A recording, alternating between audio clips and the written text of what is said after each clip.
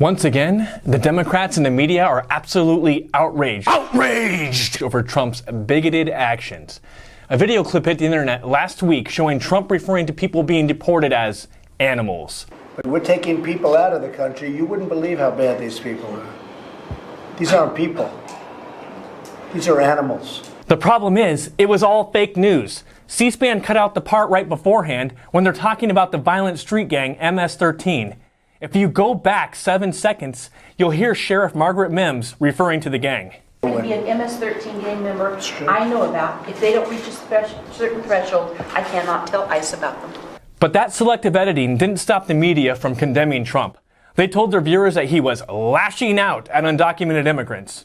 You'd think these journalists at the New York Times and Washington Post would want to get their facts straight before going to print. But you'd think wrong.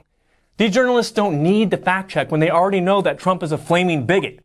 And how do they know? Because other journalists, who also haven't fact checked, have written so much about it. And that's why they all couldn't be bothered to rewind the clip a mere 7 seconds.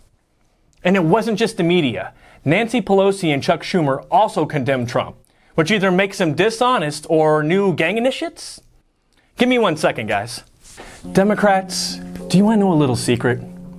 Don't defend violent criminals that cut out people's hearts and sacrifice them to Satan. That's not going to help you in midterms.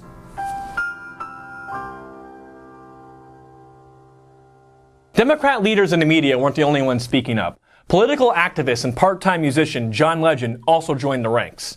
John writes, "Even human beings who commit heinous acts are the same species as us, not animals."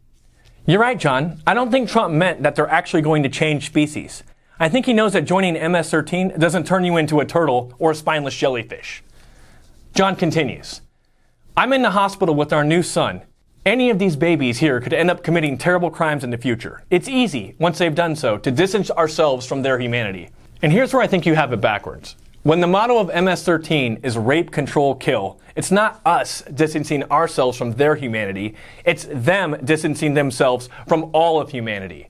Rape, control, kill is how animals act. In fact, an MS13 gang member who was just sentenced to 40 years for murder went by the nickname Animal. He must have missed the memo on nickname day.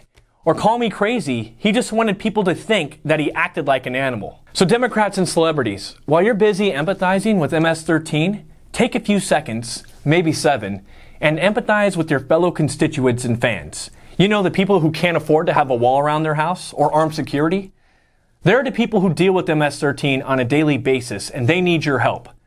Liberal voters out there are hungry for someone who's going to put them first. Ignore them these midterms, and you can flush that blue wave right down the toilet.